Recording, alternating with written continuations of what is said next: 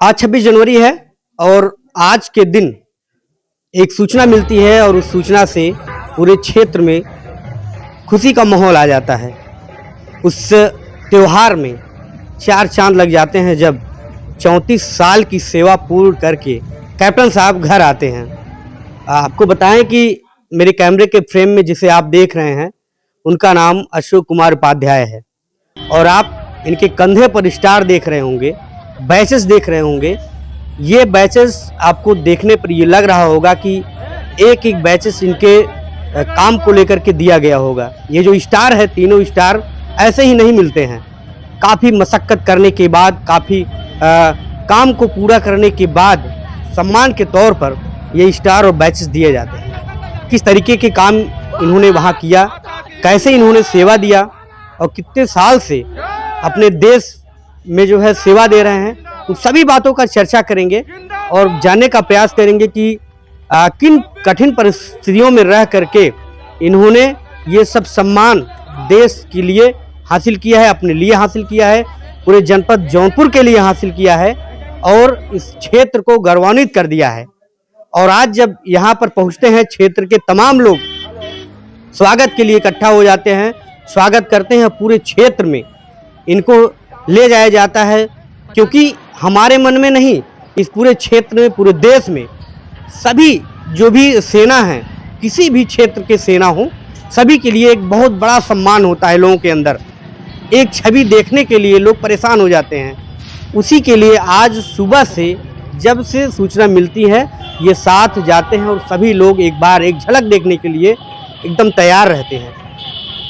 यहाँ से लेकर के खुटाहन चौराहे तक, उधर से जितने भी क्षेत्र होंगे, हमें लगता है कि सभी जगहों पर ले जाया गया और सभी ने इनको देखा और एक बार वह प्रेरणा स्रोत बने।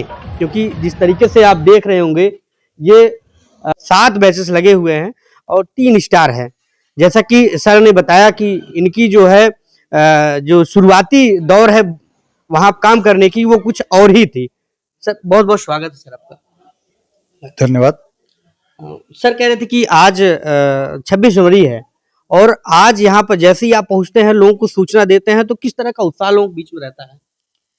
आज मैं सेवानिवृत्ति के पश्चात अपना 34 वर्ष का कार्यकाल भारतीय सेना में व्यतीत करके अपने पैतृक आवास बीरमपुर आ रहा था।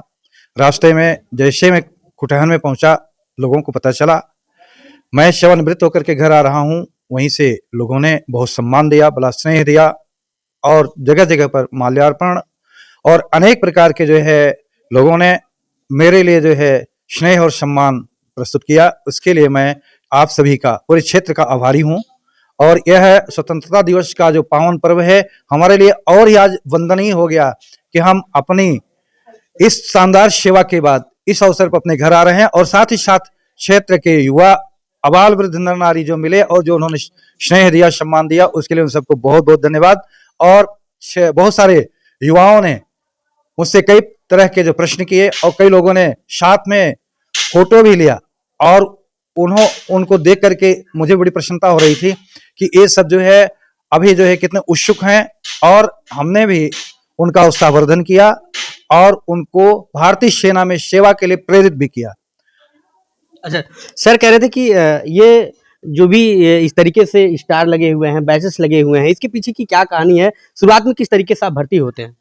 जब जैसे समुद्र में मंथन करके वहां से रत्न निकाले गए थे, वैसे ही हमारे देश की जो इतनी बड़ी जनसंख्या है, इसमें मंथन करके सेना के लिए एक सैनिक निकाला जाता है और उस सैनिक को ले जाकर के फिर संस्कारित करके और उसके अंदर ऐसा जज्बा भर दिया जाता है, ऐसा जोश भर दिया जाता है, उसके अंदर ऐसे गुण भर दिए जाते हैं, वह राष्ट्र के लिए ही नहीं, पूरे विश्व के लिए शांति के जो है प्रतीक बन जाता है। चाहे अपने देश की सेना में कार्य कर रहा हो, चाहे अपने देश की सेना की तरफ से विदेश में कहीं पर कार्य कर रहा हो, उसको वैसा जज्बा पैदा कर देती है सेना।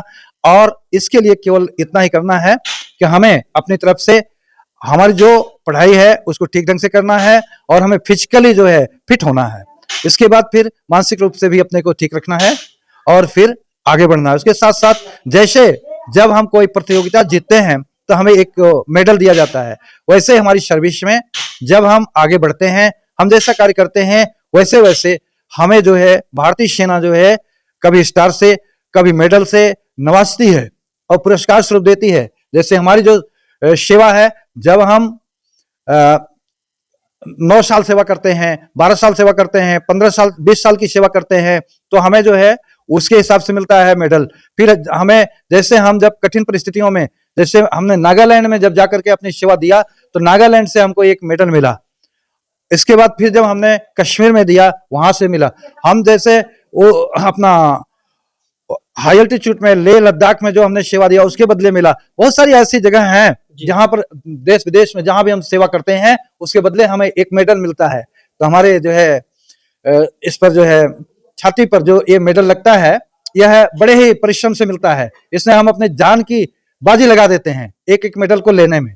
और जो स्टार है यह भी ऐसे ही है कि बहुत कठिन परिश्रम के बाद हमारी जो है सर्विस को देखते हुए, हमारे कार्य को देखते हुए भारत के राष्ट्रपति ने हमें पिछले 15 अगस्त को लेफ्टिनेंट के पद से मानद पद भी लेफ्टिनेंट के प्रदान किया। और उसके बाद अभी जो है 26 जनवरी पर भारत के राष्ट्रपति ने हमें लेफ्टिनेंट से कैप्टन का जो मानक पद जो है प्रदान किया है।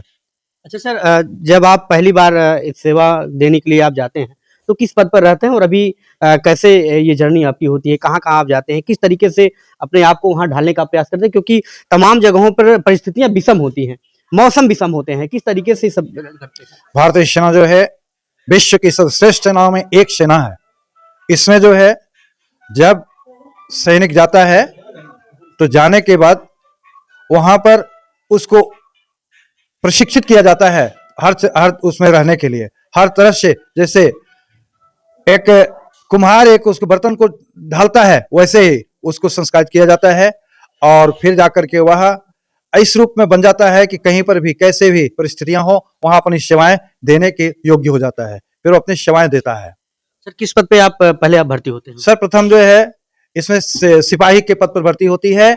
और भारतीय सेना की एक बड़ी खूबी है, ये बड़ी खासियत है कि यहाँ पर अगर एक सैनिक है उसके अंदर योग्यता है तो वह जनरल तक उसको पद और प्रतिष्ठा की प्राप्ति होती है।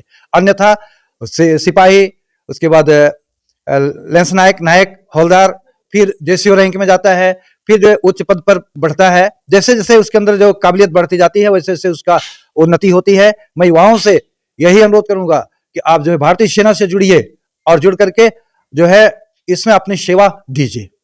अच्छा सर, आप धर्म गुरु रहे हैं अपने सैनिक अपने पोजीशन पर, अपने पद पर, तो किस तरीके से लोगों को मोटिवेट करते थे, क्या समस्याएं आती थी कि इस तरीके से आपको चूज करना पड़ा ये सर्विस? देखिए, मैं धर्म गुरु के पद पर रहा सेना में, तो वहां पर सबसे पहली बात तो इसी जो हमारा समाज है यहाँ से निकल करके कम उम्र में लड़के सेना में आ जाते हैं। उनको कभी कभी बहुत सारी चीजों से अनभिज्ञता होती है, कभी कभी वो पढ़ने के लिए चले जाते हैं बाहर, कहीं हॉस्टल पढ़ लेते हैं, कहीं जाते हैं, तो अपने धर्म कर्म से उनको जो है कभी उनके बारे में भी पता नहीं होती है।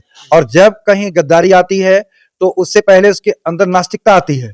तो इसलिए उसको, चाहे वह हिंदू है, चाहे वह मुसलमान है, चाहे वो बौद्ध है, चाहे वो सिख है, चाहे वह ईसाई है, किसी भी धर्म से जुड़ा है, उस धर्म के संबंध में उसको बताया जाता है और उसी धर्म के अनुसार उसकी पूजा पद्धति भी सेना में चलती है। भारतीय सेना एक ऐसी सेना है जहां पर सभी एक साथ गिरजाघर में जाते हैं, सभी एक साथ जो है मस्जिद में भी जाते हैं और सभी एक साथ मंदिर में जाते हैं, सभी एक साथ खाते हैं, एक साथ लड़ते हैं, एक साथ रहते हैं। वहां पर किसी प्रकार का कोई भेदभाव नहीं होता। तो उनके मनोबल को उच्च रखने के लिए, और कभी कभी उनको परिवार से, घर से दूर रहते हैं, तो उनके मन में किसी प्रकार कोई आई और हिचकिचाहट हुआ, कुछ हुआ, तो वहां पर एक माध्यम होता है जो धर्मगुरु होता है, धर्म के द्वारा, कर्म के द्वारा उनको अच्छा रास्ता दिखाता है और अच्छाई के रास्ते पर चलने के लिए प्रेरित करता है, प्रशस्त करता है, उनका पथ जो है अवलोकित करता है धर्म कर्म के ज्ञान से। सर कभी कभी सुनने को मिलता है कि कोई अधिकारी, बड़ा अधिकारी, कर्मचारी अपने आप को गोली मार लेता है। क्या ऐसी परिस्थिति कभी आती है कि लोग इतना ज्यादा हेजिटेट हो जाते हैं कि आपने कभी बड़े अधिकारियों को भी मोटिवेट किया है? ऐसा है, कभी भी कहीं भी कोई भी तनाव का शिकार हो सकता है। तनाव एक ऐसी चीज है कि यह अबाल वृद्ध नर नारी सबको ग्रसित कर रहा है, तो कोई भी इसकी चपेट में आ सकता है। और जब चारों तरफ से हारता है तो भगवान के शरण में जाता ही है। तो ऐसी बहुत सारी परिस्थितियां रही, कभी कभी ऐसी स्थितियां आती हैं कि वहां पर एक परिवार होता है, सेना भी एक परिवार है, जहां पर सैनिक जो है 9 महीने रहता है और 3 महीने के लिए घर पर आता है, तो ज्यादा समय वहां देता है और उस परिवार में उसका यहाँ इस परिवार से भी ज्यादा लगाव हो जाता है, एक दूसरे के साथ ज्यादा प्रेम हो जाता है। तो उसको अगर कोई भी किसी प्रकार की कोई कठिनाई आती है, उसका मनोबल जो है उच्च रहे, उसके लिए सदैव हम प्रयत्नशील रहते हैं, रहे हैं और आगे भी रहेंगे। रही बात बड़े छोटे की, तो घर में भी होता है, बड़ा छोटा कोई भी कभी भी आ सकता है, तनाव में आ सकता है, कभी उसमें आ सकता है, तो उसको जब जहां जिसकी जरूरत पड़ती है उस हिसाब से उसको सलाह दिया जाता है। अच्छा सर, जैसे कि आपने बताया कि कई जो है वहाँ जाति धर्म के लोग होते हैं, तो क्या उनके धर्मों के अलग-अलग लोग होते हैं कि या एक ही लोग रहते हैं, जैसे मुस्लिम हो, सिख हो, ईसाई हो, सभी को एक ही जो है लोग जो है इस तरीके से प्रेरित करते हैं? हमारे यहाँ जो धर्मस्थल हैं एक साथ होते हैं, कोई झगड़ा नहीं होता। हमारे यहाँ धर्म के नाम पर कभी कोई झगड़ा नहीं होता है, एक साथ सभी मिलकर रहते हैं, एक साथ सभी प्रेयर करते हैं, एक साथ सभी प्रार्थना करते हैं, एक साथ सब अरदास करते हैं, एक साथ सब इबादत करते हैं, एक साथ सारी चीज़ें होती हैं। और हमारे यहाँ भारतीय सेना में पादरी भी हैं, जो फादर कहे जाते हैं, और ग्रंथी भी हैं, और मौलवी साहब भी हैं, पंडित जी भी हैं, सबको बौद्धिस्ट भी हैं, सब हैं। धर्म के नाम पर कभी भी वहाँ पर किसी प्रकार कोई झगड़ा नहीं होता है, नहीं होता, ना कोई किसी प्रकार कोई भेदभाव है, सभी एक हैं। हम सब भारत माँ के संतान हैं और भारत के लिए हम सब काम करते हैं। हम सभी का जो एक ही लक्ष्य है, भारत की, अपने राष्ट्र की एकता, अखंडता और सुरक्षा, उसके लिए चाहे जो भी है, हम सब एक साथ रहते हैं, एक साथ लड़ते हैं, एक साथ खाते हैं। बल्कि कहा जाता है, गुरु गोविंद साहब ने जो कहा है ग्रंथ साहिब में कि देख तेख फतेह, एक साथ जो है पकाना, एक साथ खाना, एक साथ लड़ना है। तो ये सब जो है वहां पर जो है चरितार्थ होता है सेना में ही। सर, मैं कभी-कभी ये देखा हूँ, मुझे बड़ी पीड़ा होती है कि एक सैनिक जो है अपने देश की रक्षा के लिए अपने जवान जो है वहाँ शहीद हो जाते हैं। वहीं सेवा करते-करते अपनी उम्र बिता देते हैं और वहीं क्षेत्र में कभी छोटी-मोटी घटनाएँ होती हैं तो यहाँ के जो प्रशासन है, यहाँ के जो लोग हैं, उनको प्रोटेस्ट नहीं करते हैं, उनके परिवार की सुरक्षा नहीं करते हैं। कई बार हमने देखा है, ऐसी कई घटनाएँ हमारे साथ हुई हैं कि हम लोग मतलब ये सोचते हैं कि हमारा जो जवान है, हमारे हमारे देश की रक्षा कर रहा है, उसके परिवार की सुरक्षा यहाँ नहीं हो पाती। इस पे क्या कुछ कहेंगे आप? फिलहाल अभी प्रशासन इस विषय पर बड़ी गंभीरता से ध्यान दे रहा है और अगर कहीं कोई किसी प्रकार कोई समस्या है जो भी संज्ञान में आ रही है, उस पर तत्काल कार्यवाही की जा रही है। और रही बात समस्याएं, तो समाज है, परिवार है, तो कुछ न कुछ आती ही रहती हैं, आती ही रहेंगी, लेकिन उसका उसी ढंग से निराकरण हो सकता है, हो जाएगा। कुछ सूझबूझ से हो जाता है, कुछ समाज के द्वारा हो जाता है, कुछ जो प्रशासन के द्वारा हो जाता है, हो रहा है। क्योंकि सर जैसे जब परिवार में कलह जब हो जाती है, तो परिवार के द्वारा वहाँ सूचना दिया जाता होगा कि भैया हमारे घर ये हो रहा है, अपने घर ऐसी समस्या हो रही है, ये हो रहा है। क्योंकि हमने कई बार ऐसी जो है सिपाहियों को, ऐसे देश के जो है सेना के लोगों को गुहार लगाते हुए पुलिस से देखा है। तो इसलिए बड़ी पीड़ा होती है ये सब देख कर के कि हमारा जो जवान है, वो वहाँ तो लड़ लेता है, लेकिन अपने लोगों के बीच में नहीं लड़ पाता है, अपने लिए। एक सैनिक के लिए राष्ट्रहित सर्वप्रथम, परिवार या अपना कोई भी कष्ट है वो बाद में आता है। इसलिए होता है, समस्याएं आती हैं, उसके लिए हम छुट्टी लेकर जाते हैं, या उसके लिए हमारे जो माध्यम है उनके द्वारा हम स्थानीय प्रशासन को बताते हैं और उसका निराकरण करते हैं। सैनिक है तो उसके अंदर उतनी थोड़ी क्षमता भी होती है, तो उसको धीरे धीरे हम सब अपना सहते हैं, उस दर्द को भी सहते हैं, लेकिन हमारे कार्य पर, हमारे किसी क्षमता पर उसका कोई असर नहीं पड़ता। अच्छा सर, यहाँ अपने क्षेत्र से कितने लोग अभी सेना में हैं और किस तरीके से आपका कभी कभार मेल-जोल होता होगा, रहा होगा? ऐसा कुछ? बहुत सारे लोग सेना में हैं, हमारे क्षेत्र के बहुत सारे लोग हैं और पूरे देश के लोग हैं। वहाँ पर क्षेत्र, गाँव, देश ऐसा कुछ नहीं, वहाँ पर सब एक साथ है। पूरे जो है राष्ट्र के लिए काम करते हैं और सभी पूरे राष्ट्र के हैं।